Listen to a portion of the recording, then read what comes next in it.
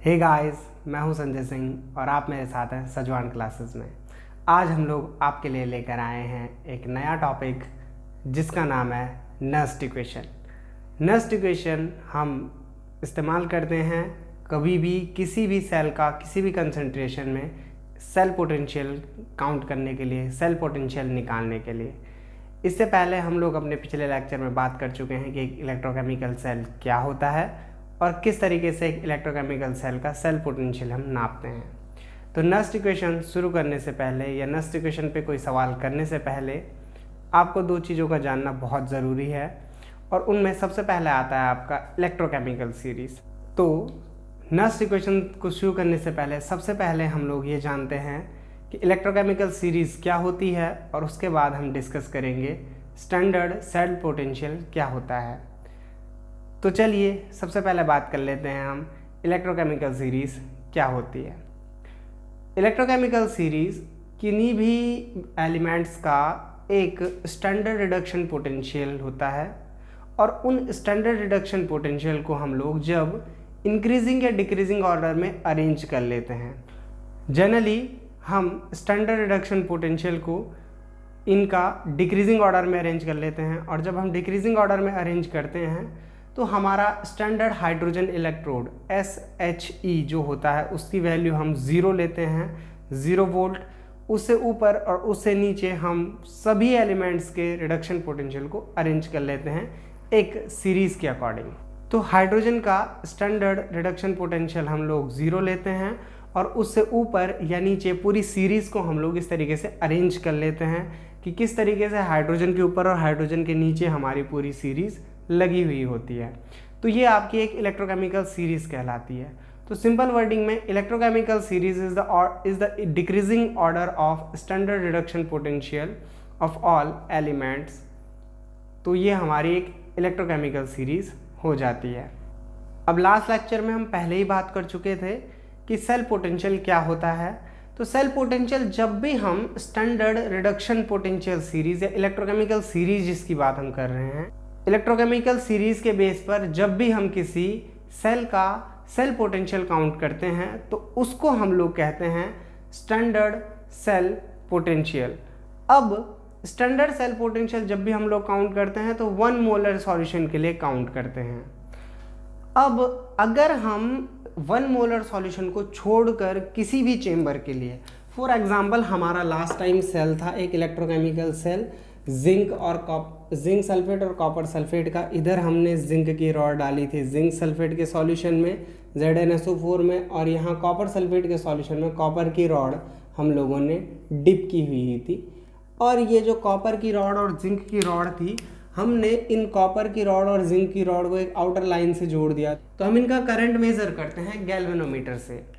अब क्या होता है कि अगर हमारे पास इन दोनों की मोलरिटी 1 मोलर सॉल्यूशन से चेंज हो जाए, ये 1 मोलर और ये 1 मोलर होता है, तो हम स्टैंडर्ड सेल पोटेंशियल काउंट करते हैं। लेकिन अब क्या हो कि ये 1 मोलर ना रहे, इनकी मोलरिटी चेंज हो जाए, तो इस कंडीशन में मान लिया इसकी मोलरिटी 0.01 मोलर हो गई और इसकी मोलरिटी 0.02 मोलर हो गई। तो इस मोलरिटी में अब हम किसकी हेल्प लेंगे, किस रूल की हेल्प लेंगे, वो यहाँ पे हम लोगों ने काउंट करना है। तो यहाँ पर जब हम किसी रूल की हेल्प लेते हैं तो यहाँ पर हमारी जो इक्वेशन जिसकी मदद से हम किसी सेल के लिए ये काउंट करते हैं वो कहलाती है नस्ट इक्वेशन। तो नस्ट इक्वेशन किस कॉन्सेप्ट पे काम करती है, चलिए इस पे बात कर लेते हैं। तो चलिए हम लोग बात कर लेते हैं नस्ट इक्वेशन में। नस्ट इक्वेशन में हमारा क्या होता है कि मान लिया कोई मेटल है M और ये मेटल हमारा क्या कहता है, इस पर्टिकुलर कंडीशन में हमारा जो मेटल होता है, मेटल आपका जो रिड्यूस होना है, मान लिया इस पे चार्ज है Mn चार्ज है, इसने N इलेक्ट्रॉन गेन किए और M अपनी कंडीशन पे वापस आ गया। अब जब ये M से M+ से M में कन्वर्ट हो चुका है, रिड्यूस हो चुका है, इलेक्ट्रॉन गेन कर चुका है, इस कंडीशन में अगर हम इसका इलेक्ट्रोड पोटेंशियल काउंट करना चाहते हैं तो इसका इलेक्ट्रोड पोटेंशियल कैसे काउंट करते हैं।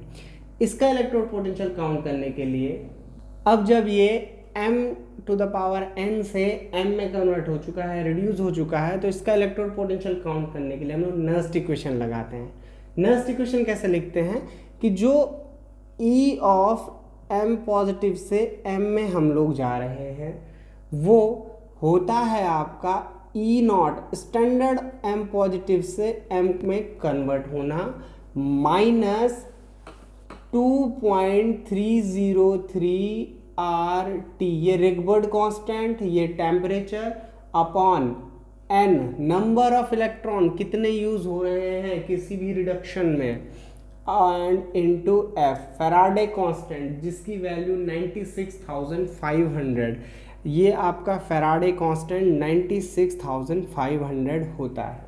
वैसे 96,483 के आसपास होता है, लेकिन हम इसे 500 राउंड ऑफ ले लेते हैं, इनटू लॉग और लॉग रिएक्टेंट अपॉन प्रोडक्ट, जो हमारा कॉन्सेप्ट आता है आपका इक्विलिब्रियम से क्लास 11th, तो वो क्लास 11th में आप लोगों ने अच्छे से पढ़ लिया होगा।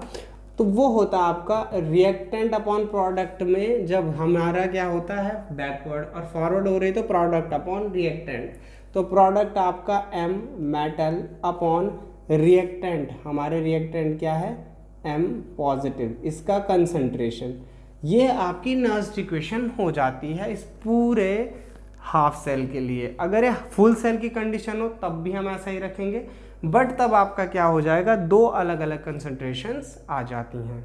तो ये आपकी नर्स्ट इक्वेशन है, और इस नर्स्ट इक्वेशन से हम बेसिकली एक सवाल लगा लेते हैं। तो चलिए ट्राई कर लेते हैं हमारा एक क्वेश्चन आपके सामने स्क्रीन पर है। क्वेश्चन कहता है calculate the electrode potential of copper wire dipped in 0.1 molar copper sulphate solution at 298 Kelvin if the E naught of copper is 0.34 volt। तो क्वेश्चन के अकॉर्डिंग हमें दे रखा है कि कॉपर सल्फेट का एक सॉल्यूशन है, और कॉपर सल्फेट का जो सॉल्यूशन है वो आपका 0.1 मोलर कंसंट्रेशन पर है। इसमें हमने कॉपर की रॉड डाल दी, ये आपकी कॉपर की रॉड इसमें डिप कर दी गई है। देन लास्ट टाइम हम लोगों ने पढ़ा था कि कॉपर की रॉड में कॉपर सल्फेट सॉल्यूशन से कॉपर उछल के कॉपर पे Cu2 पॉजिटिव केस में चला जाता है। तो इसमें आपकी इक्वेशन क्या बन रही होगी, आपकी जो इक्वेशन बन रही होगी वह Cu से Cu2 पॉजिटिव में गया, एंड देन ये जब डिकम्पोज होगा, जब ये रिड्यूस होगा, जब ये वापस अपनी कंडीशन में आएगा, तो Cu2 पॉजिटिव से 2 इलेक्ट्रॉन गेन कर प्ले कर दिया, तो Cu2 पॉजिटिव से 2 इलेक्ट्रॉन गेन करके Cu में कन्वर्ट हो जाता है। अब देखिए कब भी जो मेटल होता है इसकी कंसंट्रेशन हम लोग हमेशा 1 लेते हैं प्योर, और इसी कंसंट्रेशन आपको दे रखी है 0.1 मोलर। अब इस कंडीशन में आपको पता है कि n की वैल्यू दे दी गई है आपको 2 इलेक्ट्रॉन। अब हम वापस नर्स्ट इक्वेशन पे आते हैं।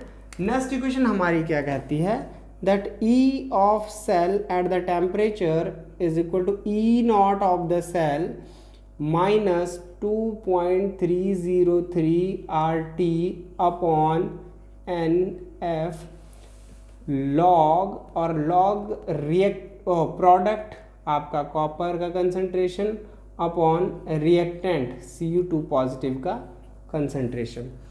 सारी वैल्यूज हम लोग इस पर फिट कर लेते हैं।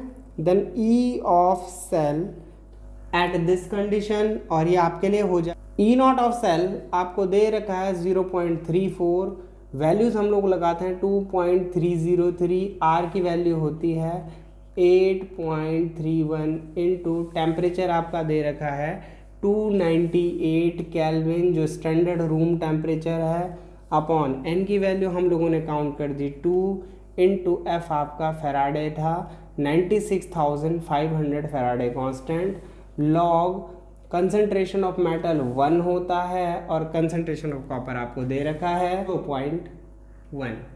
अब 0.1 के बाद हम सारी वैल्यूज़ को काउंट कर लेते हैं 0.34। अब ये जो वैल्यू है यहाँ पर से लेकर के यहाँ तक आपका स्टैंडर्ड रूम टेम्परेचर जब भी आपको दिया जाए, ये जो वैल्यू नज़र आ रही है जिसको मैंने ब्लू लाइन से बिल्कुल ब्लू लाइन के ब्रैकेट में रख दिया है।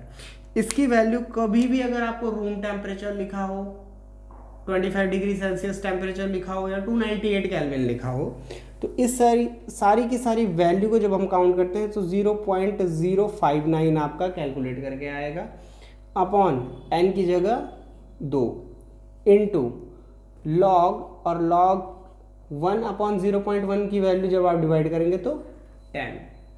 लॉग 10 की वैल्यू हमेशा 1 होती है, दैट मीन्स 0.34 माइनस 0.059 अपॉन 2, और लॉग 10 की वैल्यू हो गई 1।